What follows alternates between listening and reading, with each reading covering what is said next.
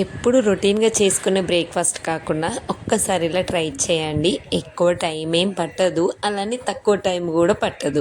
కొంచెం ఓపికతో పిల్లలు తినాలి అనే ఆశతో చేస్తే తక్కువ టైం అనుకోండి, టేస్ట్ మాత్రం చాలా బాగుంటుంది. Must try recipe.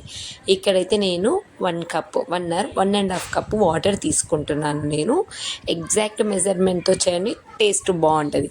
కొంచెం సాల్ట్, జీలకర్ర, ఇక్కడైతే రెడ్ చిల్లీ ఫ్లేక్స్ వేసాను, లేకుంటే నార్మల్ చిల్లీ పౌడర్ అలాగే పెప్పర్ పౌడర్ అయినా వేసుకోండి.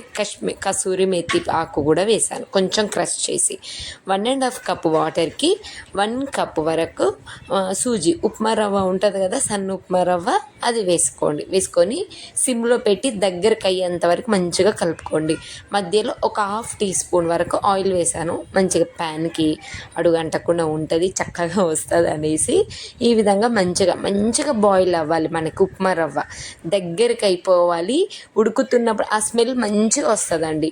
ప్యాన్ నుండి ఇలా ఎక్స్ట్రా ఉంది చూడండి చుట్టుపక్కల, అదంతా నీట్గా వస్తుంది, బికాజ్ మనం కొంచెం ఆయిల్ వేసాం కాబట్టి.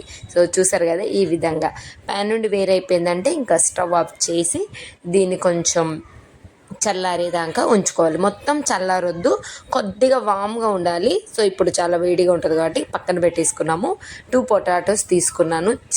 చాలా బాగుంటుంది. మీకు ఈ నార్మల్ పొటాటో ఇష్టం లేకుంటే నార్మల్ స్వీట్ పొటాటోతోనైనా చేసుకోవచ్చు. స్వీట్ పొటాటో కూడా లేదనుకోండి, ఈ నార్మల్ పొటాటో ఒక చిన్న సైజు వేసుకొని బీట్రూట్, క్యారెట్ ఇవన్నీ కూడా మంచిగా స్ట్రీమ్ పెట్టైనా లేదంటే బాయిల్ చేసి అయినా, గ్రీన్ పీస్ తోటైనా అన్ని మిక్స్డ్ వెజిటేబుల్ని బాయిల్ చేసి మ్యాష్ చేసుకోండి. నేను మాత్రం ఓన్లీ పొటాటోని ఇలా స్మూత్గా బాగా ఉడికిపోవాలి, మంచిగా ఇలా స్మూత్గా వస్తుంది. కొంచెం సాల్ట్ టేస్ట్కి సరిపడా, అలాగే ఆనియన్, కొద్దిగా ధనియా పౌడర్, కొంచెం గ్రీన్ చిల్లీ, కొద్దిగా ఎక్కువ ఏం వేయలేదు అంతే. ఇంకేం స్పైసెస్ వేయలే. మీకు ఇంకా స్పైసెస్ కావాలంటే కారం, గరం మసాలా, చాట్ మసాలా వేసుకోవచ్చు. బట్ మైల్డ్గా ఉండాలి, పిల్లలు కూడా కమ్మగా తినాలి, ఎక్కువ స్పైసీ ఉంటే తినరు అన్నప్పుడు ఈ విధంగా చేసుకోండి. ఈ విధంగా మొత్తం మంచిగా ఉప్పు ఒకటి మంచిగా సరిపోయేలాగా చూసుకోండి. ఈ విధంగా మిక్స్ చేసి కట్లెట్ షేప్ ఉంటుంది కదా, కట్లెట్ షేప్ లాగా చేసుకోండి.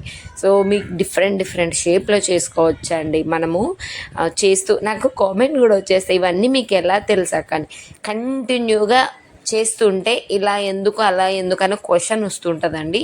ఏ పనిలోనైనా కంటిన్యూగా చేస్తుంటే మనకి డిఫరెంట్ ఆలోచనస్, ఆ థింగ్స్ అనేది వస్తుంటుంది. చేస్తే చాలా అంతే. ఇంక ఇలా ఎందుకు అలా అని నాకు వాట్ అయిపోయి అన్నట్టు, అందరూ ఒకలాగా చేస్తే నేను అందరూ చేసినట్టు చెయ్యను అన్నట్టు. అందుకే నాకు ఎక్కువ డిఫరెంట్గా ఈ థాట్స్ వస్తూ ఉంటాయి. అండ్ పిల్లలు కూడా ఇష్టంగా తినాలి అనిపిస్తుంది. మంచిగా కట్లెట్ లాగా చేసి పక్కన పెట్టేసుకున్నాను. ఇక్కడ ఇది కూడా కొంచెం వేడిగా ఉంది. 2 స్పూన్ గోధుమ పిండి వేసుకోండి. 2 అంటే 2, లేదు అంటే ఒకటి.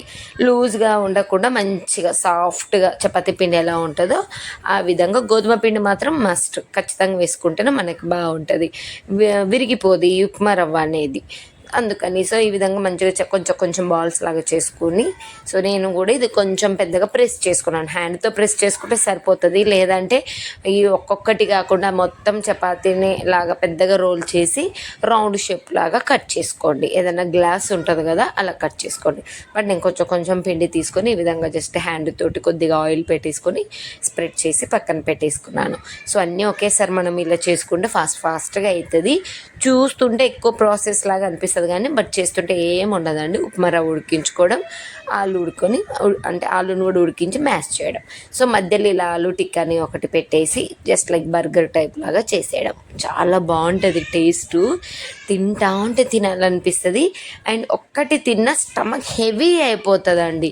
సో నాకైతే ఈ క్వాంటిటీకి 5 వచ్చాయి. ఒక్కటి తినేసరికి మా పిల్లలు కూడా, ఈవెన్ మాకే ఒక్కటి తినేసరికి చాలా హెవీ అనిపించింది. ఇంకా పిల్లల బొజ్జు ఎంత బాగా నిండాలి. ఎక్కువ ఆయిల్ ఏం కాకుండా కొంచెం ఆయిల్ తోటి సిమ్లో పెట్టేసి 3 minutes one side, 3 minutes one side చక్కగా గోల్డ్ కలర్ వచ్చేలాగా రోస్ట్ చేసుకోండి మీరు. అంతే. కింద గోల్డ్ కలర్ అయినాక ఫ్లిప్ చేయండి. మనం గోధుమ పిండి కూడా వేసాం కాబట్టి ఏమీ డిస్టర్బ్ అవ్వదు, మంచిగా నీట్గా వచ్చేస్తుంది అన్నట్టు.